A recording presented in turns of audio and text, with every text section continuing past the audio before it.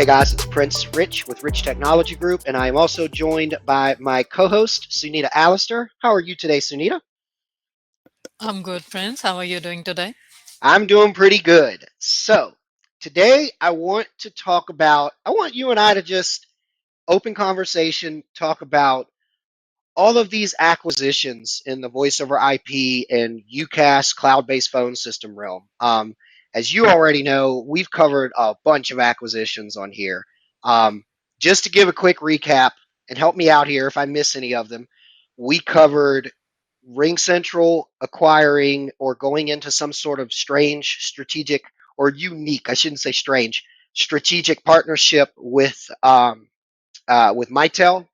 We've also recently covered probably the most popular one I think you and I covered on this channel that's been the most popular in news in general because it was on Forbes, CNN, Business, Bloomberg, you name it, was Vonage's agreement to be acquired by Ericsson, which I think is going to happen in first quarter.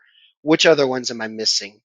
Um, One that happened, I think, before you were a co-host on the channel was Sangoma recently required Star to Star for I think it was 360. It was either 360 or 460 million dollars.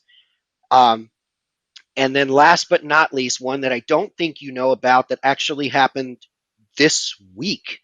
I think it was either Monday or it was news on Monday because it happened the following Friday, coming up to this week.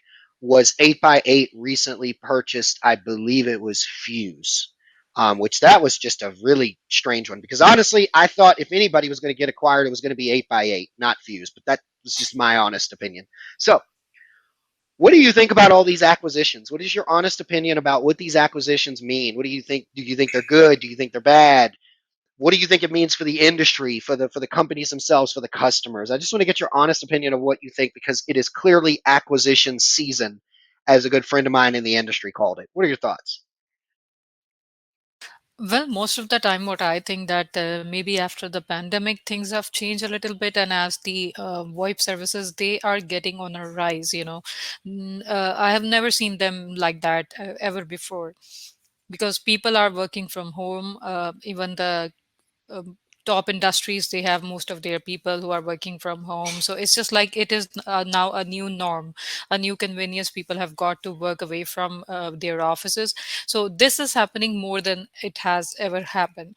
Yeah, So this thing can lead to rumors and new stuff, and like we are just talking about in this video. So this is quite normal for that, as the year is ending, the new year is starting, and after something have slowed down after the pandemic, things are getting back to normal. But this is going to be the new normal, as people are more on the phones and videos rather than in the office. So yeah, it's just like very different from the past, you can say, even a few years back if we see it. So this is kind of normal when we see that things happening, and companies, they are just merging together. Some companies, they are acquiring somebody else's company. So it's just something I think we have been seeing from the eyes of somebody who just knows that things are going to change yeah, and unfold in a different way. So yes, I think that this was something which was expected, like the people you and I are. So this is yeah, how unfolding. yeah. You and I have a unique position where, like you said, we, unlike the customers, and even unlike some of the employees at some of these companies that you and I work with on a regular basis, like the employees at Ring Central, the employees at Vonage, even though they know what's going on at their company, they don't know, like you and I know, the comparisons between what's going on at their company and another company, like what's going on at a Vonage or a Ring Central and Xtiva, and what that means for the market when you kind of intertwine what's going on, the domino effect between the different ones. So here's my thoughts, Sunita, on these acquisitions. I think that there's two reasons why you're seeing a lot of acquisitions, and some of it plays to what you were saying about the market has changed. It actually plays to almost everything that you've said in regards to the market has changed, things are different. The new norm is people working from home, which means the technology that they need to do that effectively and efficiently is different than what it used to be with the older types of phone systems or with the older way and the older features. I think that there's two reasons that you're seeing a lot of acquisitions, and I'm just going to say it openly and bluntly. And I know not a lot of providers watching this are going to get really pissed, but You know how we roll at Rich Technology Group. Even though we love the providers and they make us money, they pay us, we make them money. I got to keep it real for the viewers. I think that there's two sides to the coin. One is I think that a lot of providers, because like you said, this is the new norm and this thing is growing, the working from home, and like you said, people are needing these types of systems more and more. There are a lot of companies out there that want more market share, like a Zoom, for example, like an Ericsson, for example, like a Zoom who wanted to purchase Five9, and like an Ericsson who is going to purchase Vonage here soon, and like a Ring Central who's purchasing the rights and patents to Mitel.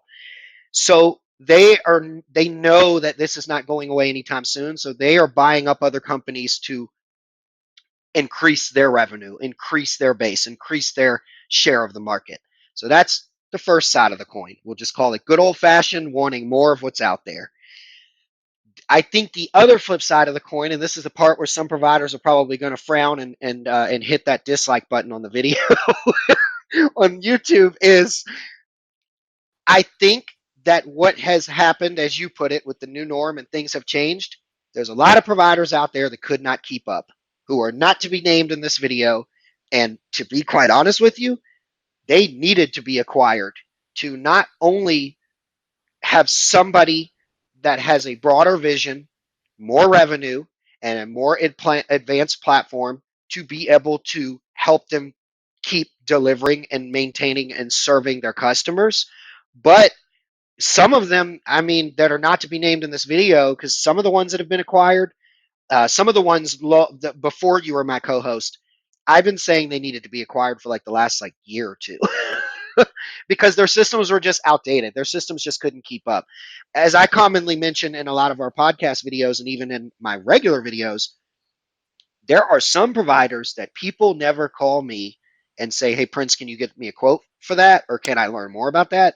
They call me and say, "Hey, Prince, can you find me something to switch from this provider? I don't want to be with this provider anymore because they can't do da da da da da, or these features that my staff must do because of everything that's going on." So I think you're seeing people doing it to get market share out of just purely wanting more money and wanting more market to hog up the fame and fortune. And then I think you're seeing it because there's a lot of providers that, with the shift in the market and thanks to the pandemic and all that stuff, they just can't keep up. Their technology is old and outdated, and maybe some of them don't want to deal with the stress and headache of updating their systems, and maybe some of them don't have the revenue or the resources to do it, and so they look to get sold.